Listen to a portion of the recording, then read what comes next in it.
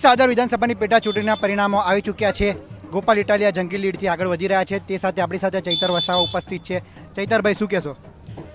આ વિસાવદરની જનતાને હું અભિનંદન આપું છું કે જે મુખ્યમંત્રી, એમના કેન્દ્રીય મંત્રી અને બધા કેબિનેટ મંત્રીઓ આવીને જે કરોડો રૂપિયા આપવાની જે ભેટની વાતો કરી હતી, ખુદ ઉમેદવાર કિરીટ પટેલે 1000 કરોડ રૂપિયા હું ભેટ આપીશ એવી વાતો કરી હતી, પણ એમની લોભાવણી લાલચોમાં આવ્યા વગર ઈમાનદારીપૂર્વક જે મતદાન વિસાવદરની જનતાએ કર્યું છે જાગૃત નાગરિક તરીકે, એ બદલ એમને અભિનંદન આપું છું। અને જે અમે આગળ પણ કહ્યું હતું કે ગોપાલભાઈ 20,000ની લીડથી જીતવાના છે, એ તરફ ગોપાલભાઈ અમારી અપેક્ષા હતી એ તરફ આગળ વધી રહ્યા છે અને અમને બધાને ખુશી છે કે ગોપાલભાઈ જીતીને વિધાનસભામાં પહોંચે છે। ચૈતરભાઈ, ભાજપના કિરીટ પટેલ જે ઉમેદવાર હતા તેમની સામે ભાજપની આખી ફોજ ઉતરી હતી, મંત્રીમંડળથી લઈને તમામ।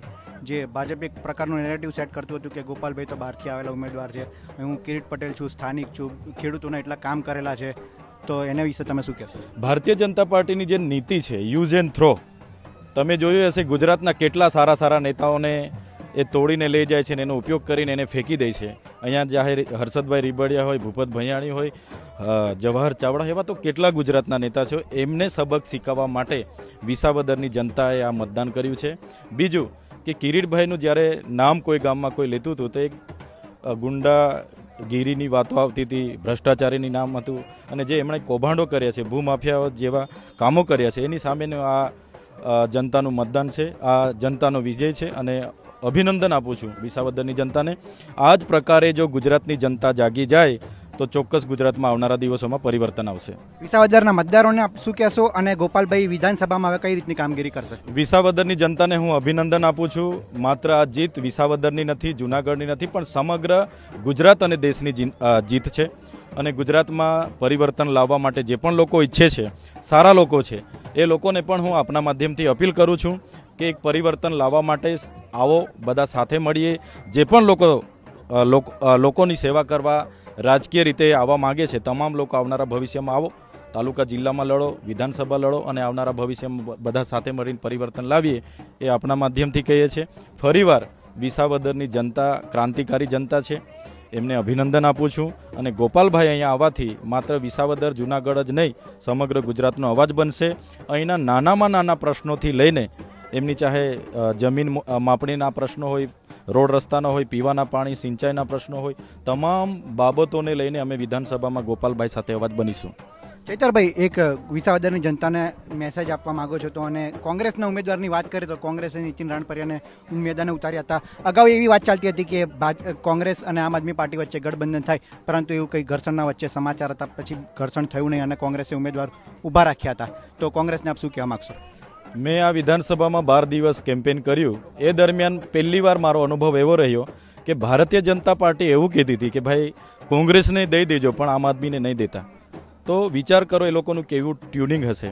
અને જે કોંગ્રેસના એમના ભાષણોમાં કહેતા હતા કે ભાઈ ગોપાલભાઈ આમ છે, આમ આદમી પાર્ટી તેમ છે, એટલે ભાજપ હોય કે કોંગ્રેસ હોય, એમના માત્ર એક દુશ્મન ગોપાલભાઈ આમ આદમી પાર્ટીને બનાવ્યા હતા। પણ વિસાવદરની જનતાએ કોંગ્રેસને પણ ગાલ લાલ થઈ જાય રીતનો જવાબ આપ્યો છે, એટલે વિસાવદરની જનતાને ખરેખર હું અભિનંદન આપું છું। આખરી સવાલ ચૈતરભાઈ, કે ગોપાલ ઇટાલિયાની જીતના પડઘા ગુજરાત લેવલે કેવા પડશે અને પાર્ટીને કેટલો ફાયદો થાય? કારણ કે દિલ્હી અને હરિયાણાની ચૂંટણી હાર્યા બાદ સતત આમ આદમી પાર્ટીનો ગ્રાફ ડાઉન જતો હતો, તે બધા વચ્ચે હવે આ ગોપાલ ઇટાલિયા જીતે તો એનો તમને કેટલો પાર્ટીમાં પ્રભાવ અને પ્રદેશ કક્ષાએ પડી શકે છે? ગોપાલભાઈ ઇટાલિયા અમારા ગુજરાત પ્રદેશના પૂર્વ પ્રમુખ છે, એમની આગેવાની, ઈસુદાનભાઈની આગેવાનીમાં અમે બધા વિધાનસભા લડ્યા છે, એટલે એમના જીતવાથી ખરેખર વિધાનસભામાં એક મજબૂત વિપક્ષ ઊભો થયો છે।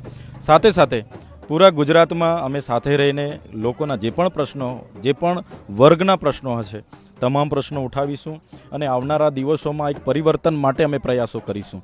અને જે પણ બુદ્ધિજીવી લોકો, જે પણ પરિવર્તન ઈચ્છે છે, લોકોની સેવા કરવા માગે છે, એવા લોકોને પણ હું અપીલ કરું છું કે આવો બધા સાથે મળીને આ ભારતીય જનતા પાર્ટીનો અહમ તોડીએ। જે ભ્રષ્ટાચાર, ભય અને ભૂખથી રાજનીતિ કરે છે, જે એમની દમન નીતિ છે, જે યુઝ એન્ડ થ્રોની નીતિ છે, એની સામેની આ લડાઈ છે। તો તમામ લોકો ભેગા મળીને 2027માં પરિવર્તન લાવીએ, એ જ સૌને અમે અપીલ કરીએ છીએ।